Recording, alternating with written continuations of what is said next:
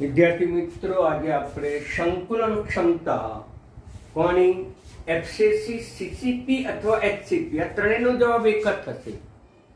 FCC એટલે કે ફલક કેન્દ્રિત ક્યુબિક ક્લોઝ પેક રચના. સીસીપી ક્યુબ એટલે સમઘન અને ક્યુબ કહેવાય. ક્લોઝ પેક રચના સીસીપી તરીકે. આ હેક્સાગોનલ ક્યુબિક ક્લોઝ પેક રચના જેને આપણે કહીશું ષટકોણીય ક્લોઝ પેક રચના, જે મેં તમને સમજાવી. હવે ફલક કેન્દ્રિત ક્યુબિક ક્લોઝ પેક રચના કોને કહેવાય મિત્રો? તો એફસીસી રચના આપણે શીખેલા છીએ કે એક ઘન પદાર્થ લેવામાં આવે, સમઘન, અને સમઘનનો આઠે ખૂણા ઉપર પરમાણુ ગોઠવાયેલો હોય, ગોળો ઘટક કણ ગોઠવાયેલો હોય. આ ઉપરાંત ફલકના મધ્યમાં પણ ગોળો ગોઠવાયેલો હોય. કેટલા ફલક? તો 6. એક આપણાથી દૂર અને એક આપણાથી. આમ આ રચના છે એફસીસી રચના તરીકે ઓળખી છે. તો એમાં એની સંકુલન ક્ષમતા, પેકિંગ ક્ષમતા કેટલી? અગત્યનો પ્રશ્ન છે, બરાબર ધ્યાન આપો. તો આપણે ફક્ત વિકર્ણ ઉપર ગોઠવાયેલા પરમાણુ જ ધ્યાનમાં રાખવા પડે. તો પછી અહીંયા સમઘન છે અને સમઘનના વિકર્ણ, બાજુનું વિકર્ણ એસી છે, સમતલનું વિકર્ણ એસી છે, ફલકનું વિકર્ણ એસી છે. બધા એકને એક શબ્દ છે. સમઘનની એકમ કોષની લંબાઈ એ છે, ચારે બાજુ લંબાઈ ગુણ્યા પહોળાઈ ગુણ્યા ઊંચાઈ એટલે એકમ કોષનું કદ એટલે એ ઘન. એની પરમાણુ ત્રિજ્યા આપણે આ લઈએ છીએ, કણની પરમાણુ ત્રિજ્યા આ. એસી એ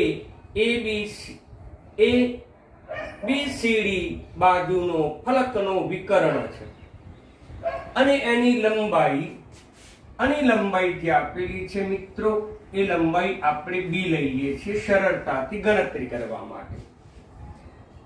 હવે આપણને ખબર છે કે ત્રિકોણ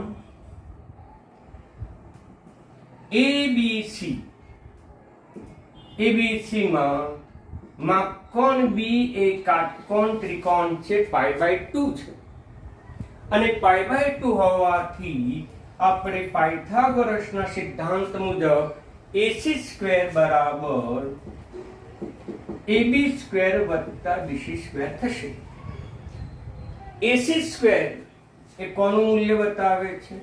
એની લંબાઈ b છે, b². AB² AB એ ધારની લંબાઈ બતાવે છે એટલે a².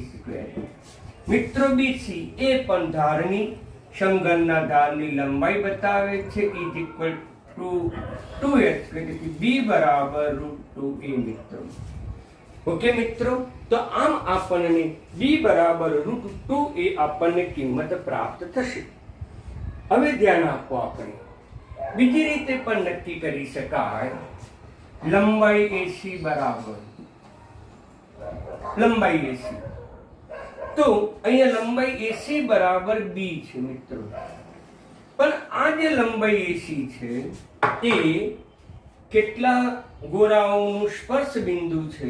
અહીંયા કેન્દ્ર A માં ગોઠવાયેલો છે, આ કેન્દ્ર C માં ગોઠવાયેલો ગોળો કે પરમાણુ છે, અને આ વિકર્ણના મધ્ય બિંદુ ઉપર ગોઠવાયેલો ગોળો છે.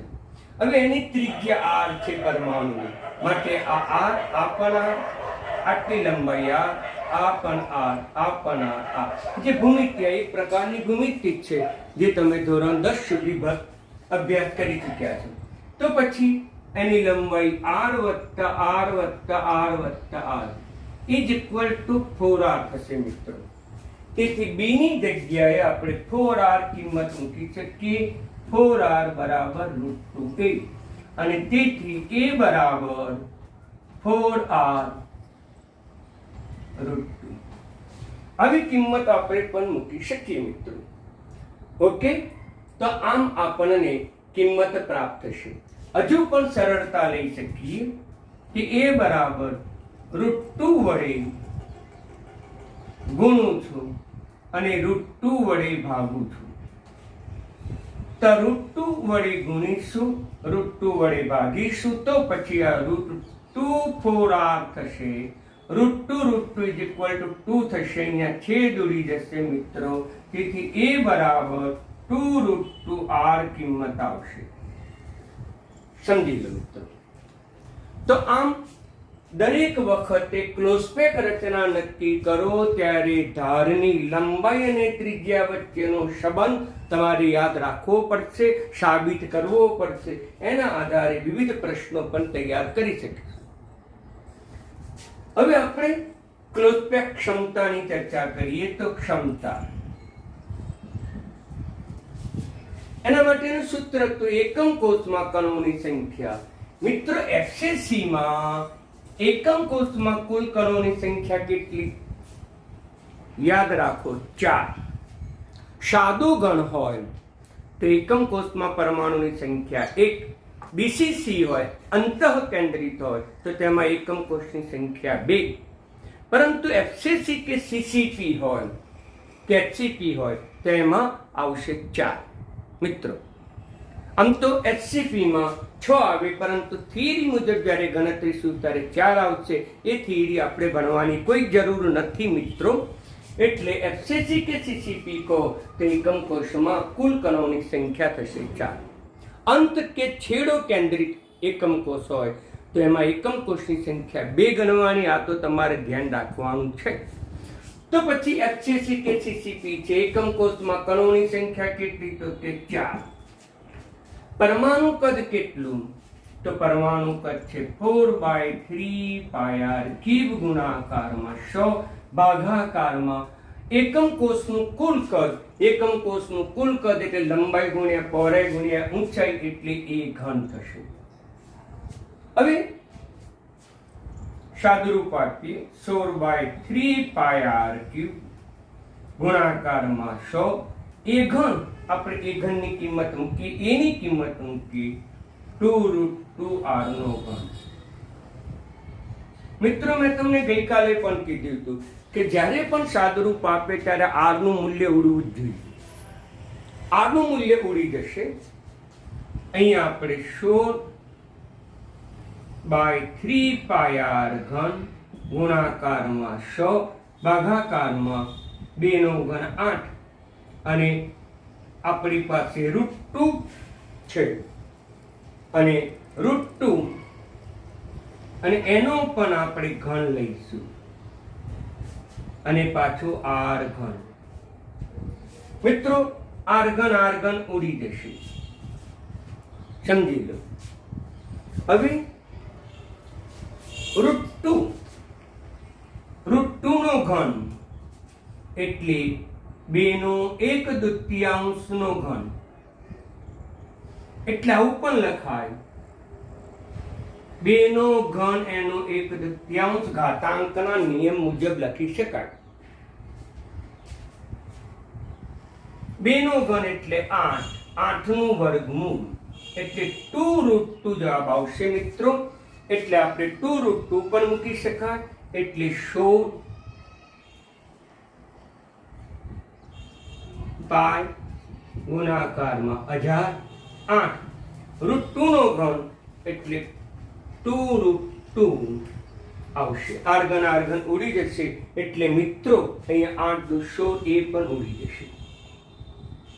તેથી જવાબ શું થશે? પાઈ 3√2 ગુણાકારમાં 100. આમ વિવિધ પરિભાષામાં એના જવાબો હોઈ શકે. અને √2 ની કિંમત મૂકશો, પાઈની કિંમત તમે 3.14 મૂકશો એટલે આપણો જવાબ આવશે 74%. મિત્રો તો પછી પેકિંગ રચના સંકલન ક્ષમતા પૂછે તો 74 છે. મિત્રો આ એક પ્રકારની ભૂમિતિનો જ દાખલો છે. ફલક કેન્દ્રિતમાં સમઘનના ખૂણા ઉપર ગોળાઓ ગોઠવાયેલા હોય, કણ ગોઠવાયેલો હોય. આ ઉપરાંત એ ફલક જે છે ફલકના કેન્દ્રમાં પણ ગોળો ગોઠવાયેલો હોય. તેથી એક જ વિકર્ણ ઉપર 3 ગોળાઓ ગોઠવાયેલા હોય છે અને ત્રણેય ગોળાઓ એક જ વિકર્ણ ઉપર ગોઠવાયેલા. વિકર્ણની લંબાઈ આપણે b લઈએ છીએ એટલે b બરાબર શું થશે 4r. હવે ABC કાટકોણ ત્રિકોણ છે, એમાં આ જે ખૂણો છે એ π/2 છે અને π/2 હોય તો પાયથાગોરસના સિદ્ધાંત મુજબ AC² બરાબર AB² વત્તા BC². AC ની કિંમત b છે, AB ની કિંમત છે અને લંબાઈ ધારની એ જેટલી છે, BC ની લંબાઈ પણ ધાર જેટલી એ જ છે, 2a² થશે, b બરાબર √2a. પરંતુ b ની કિંમત આપણે 4r છે, 4r મૂક્યું, આમ આપણને a અને r વચ્ચેની સંબંધ જોવા મળ્યો, a બરાબર 2√2r, જે મેં એને સાબિત કરેલું. હવે ક્ષમતાની અંદર કિંમત મૂકી દઈએ. આ તો ચોક્કસ છે, FCC છે એટલે 4 મૂકીશું. પરમાણુનું કદ છે એ પણ આ જ થશે, ફિક્સ છે, ગુણાકારમાં 100 a ઘન છે, પણ a ઘન બરાબર આ સાબિત કર્યું છે, કિંમત મૂકી દો, સાદુરૂપ આપો એટલે મિત્રો 74% જવાબ આવે. આમ ક્લોઝપેક રચના 74. પરંતુ એની અંદર અવકાશ પણ હશે, ખાલી જગ્યા પણ હશે. ખાલી જગ્યાનું કદ એ કુલ કદ 100 માંથી આપણે 74 જો બાદ કરીએ તો આપણને કેટલું જોવા મળે? 36% આપણને જવાબ મળે. મિત્રો 26 થશે તો 26% આપણને જવાબ મળશે. ઓકે, તો પછી ફલક કેન્દ્રિત ક્યુબિક ક્લોઝ મોસ્ટ ઇમ્પોર્ટન્ટ છે, થોડું અઘરું પણ પડે, પરંતુ ભૂમિતિની રીતે મેં તમને આખું સમજાવી દીધું, સરળતાથી આવડે એવું છે મિત્રો, એટલે આ પણ પ્રશ્ન તૈયાર કરજો, ઇમ્પોર્ટન્ટ છે.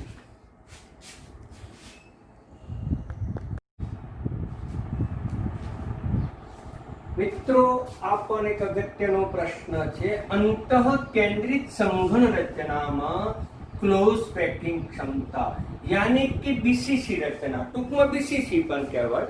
આ થોડી અઘરી પડશે, જરા ધ્યાન આપજો. ટૂંકમાં સાદો ઘન હોય, એફસીસી હોય કે બીસીસી હોય, ભૂમિતિનો જ ઉપયોગ કરવામાં આવે છે. હવે અંતઃકેન્દ્રિત કોને કહીશું? તો સમઘન એ સમઘનના 8 ખૂણા ઉપર પરમાણુ ગોઠવાયેલા હોય, કણો ગોઠવાયેલા હોય. આ ઉપરાંત આ સમઘનનું જે કેન્દ્ર છે એ કેન્દ્ર ઉપર પણ એક પરમાણુ અથવા ઘટક કણ ગોઠવાયેલો હોય. જો આપણે સમઘનનો અંતઃવિકર્ણ વિચારી, અંતઃવિકર્ણ ઓરડો છે, સમઘન છે, એનો અંતઃવિકર્ણ જો આપણે ધ્યાનમાં લઈએ તો આ ઓરડાનો આ બાજુનો ઉપરનો ખૂણો, તો પછી આ ભોયતરિયાનો સામેનો ખૂણો એકબીજાનો વિકર્ણ થયો કહેવાય. એ જ રીતે છતનો આ ખૂણો અને ઓરડાનો આ ખૂણો એ પણ એકબીજાનો વિકર્ણ કહેવાય. પાટિયું દ્વિપરિમાણમાં છે મિત્રો, પરંતુ તમારે ત્રિપરિમાણીય વિકર્ણ પણ ધ્યાનમાં લેવો પડે. એટલે મિત્રો આ વિકર્ણ થયું, અંતઃવિકર્ણ થયું, બાજુ પરનો વિકર્ણ ન થયું. જો બાજુ પરનો વિકર્ણ હોય તો આપણે આ રીતે લખીએ, જે અગાઉ સમજાયું. આ અંતઃવિકર્ણ છે, જે મેં અંતઃવિકર્ણ AF બતાવ્યો છે મિત્રો. એટલે ચિત્ર આકૃતિ બરાબર ધ્યાનમાં રાખો તો તમને 80% પ્રશ્ન કે દાખલો આવડી જાય. કારણ કે દરેક થિયરીમાં સરખું છે કે એકમ કોષની જે ધારની લંબાઈ છે એ છે, પરમાણુની જે ત્રિજ્યા છે r છે મિત્રો. હવે દરેક વખતે થિયરીમાં આપણે કોની વચ્ચેનો સંબંધ મેળવીએ છીએ? તો દરેક વખતે કણની ત્રિજ્યા અને ધારની લંબાઈ કે પહોળાઈ વચ્ચેનો સંબંધ જ આપણે પ્રાપ્ત કરીએ છીએ. અને આ પ્રાપ્ત કરવા માટે અગાઉની થિયરીમાં એફસીસીમાં એક જ ત્રિકોણ ધ્યાનમાં લીધો હતો. અહીંયા આપણે 2 ત્રિકોણ ધ્યાનમાં લેવો પડશે. પહેલો આપણે ત્રિકોણ લઈએ, ત્રિકોણ DFE લઈએ, D અથવા DEF લઈએ. તો એનો આ જે ખૂણો છે એ કાટકોણ છે અને તેથી આપણે વિકર્ણ શું બનશે? FD² વિકર્ણ બનશે. આ ત્રિકોણ માટે હું ચર્ચા કરું છું મિત્રો, જે મેં ક્રોસ લાઈન થી બતાવી છે તે, યાની કે સમઘનના તળિયા ઉપર ત્રિકોણ રચાયો છે, એ કાટકોણ ત્રિકોણ છે. DF અથવા FD એ વિકર્ણ છે. બાજુ કઈ છે? તો બાજુ છે EF સ્ક્વેર અને બીજી DE સ્ક્વેર, એ બાજુ છે. આની લંબાઈ આપણે કઈ ધારી લીધી છે મિત્રો? B ધારી લીધી છે, તો B સ્ક્વેર લખીશું. આ તો ધાર છે અને ધારની લંબાઈ એ જેટલી છે એટલે A સ્ક્વેર. DE ની પણ એ સમઘનની ધાર છે અને ધારની લંબાઈ આપણે એ જ લઈએ છીએ, તો A square is equal to 2A square. તેથી B સ્ક્વેર બરાબર 2A સ્ક્વેર થશે. હવે આપણે બીજો ત્રિકોણ ધ્યાનમાં લેવો પડશે. હવે ત્રિકોણ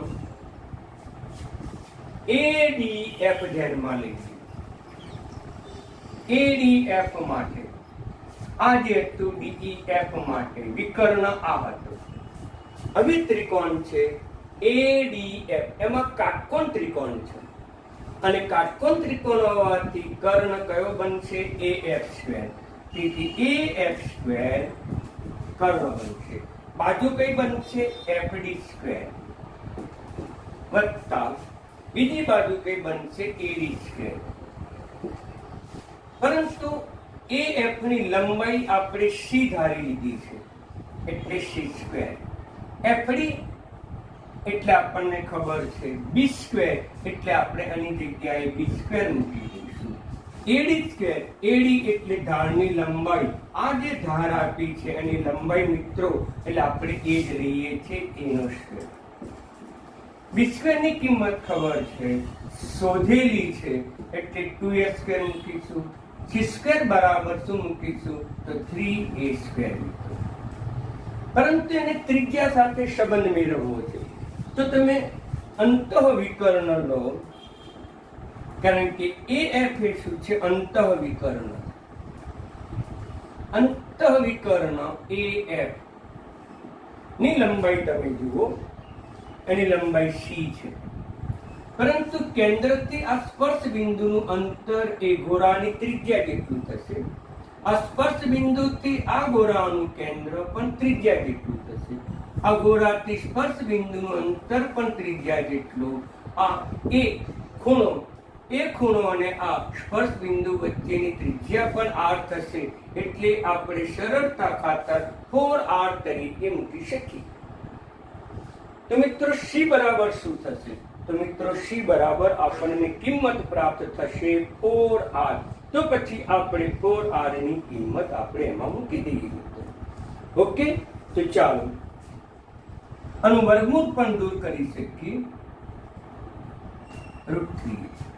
હવે આમાં C ની કિંમત આપણે મૂકી દઈએ. C બરાબર શું છે? તો કે 4R બરાબર √3.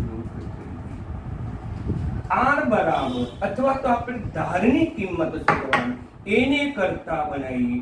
A બરાબર 4R √3. ઓકે, તો પછી આપણે જ્યારે સૂત્ર મૂકીએ છીએ ત્યારે એકમ કોષનું કદ મૂકીએ છીએ, એનો ઘન મૂકીએ છીએ, તો એ ઘન તરીકે પણ આપણે મૂકી શકીએ 4R √3 નો ઘન. ઓકે મિત્રો, આવી પણ આપણે કિંમત મૂકી શકીશું. હવે આપણે ક્ષમતા, તમે આ બધી કિંમત તો તમારી પરિભાષામાં, ગાણિતિક પરિભાષામાં મૂકી શકો. એ જરૂર નથી કે મેં મૂકી છે એ રીતે, પણ તમારે અહીંયા બે ત્રિકોણ ધ્યાનમાં લેવો પડશે. પહેલો સમઘનના તળિયાનો DEF તમારે ધ્યાનમાં લેવો પડશે. એને આધારે B ની કિંમત તમે શોધવી પડે. ત્યાર પછી તમારે સમઘનનો એક ત્રિકોણ વિકર્ણને કારણે ADF ધ્યાનમાં લેવો પડે અને ADF ધ્યાનમાં આ AF એ તમારે વિકર્ણ બનશે, કર્ણ બનશે, અને AD અને FD એ એની બાજુ બનશે.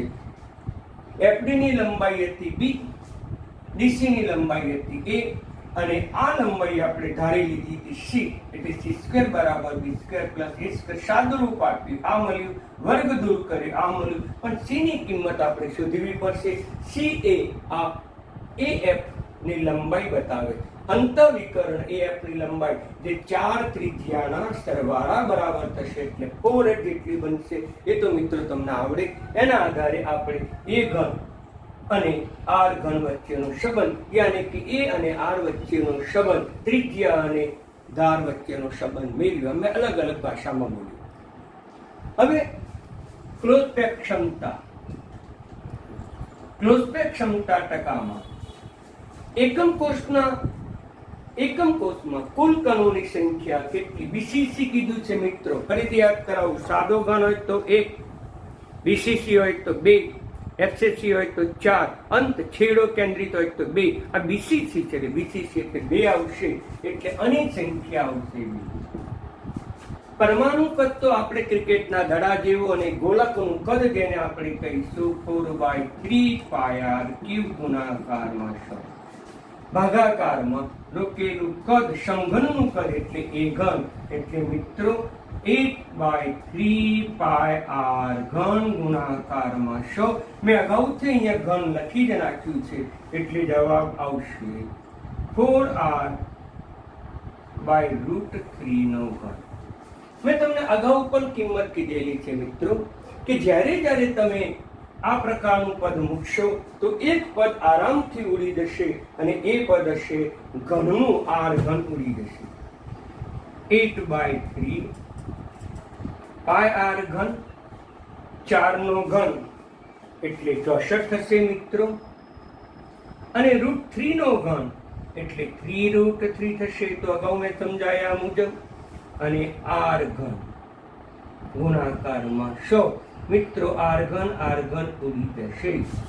આનું તમે સાદુરૂપ આપશો તો 3 ઉડી જશે, √3 ઉપર જતા રહેશે.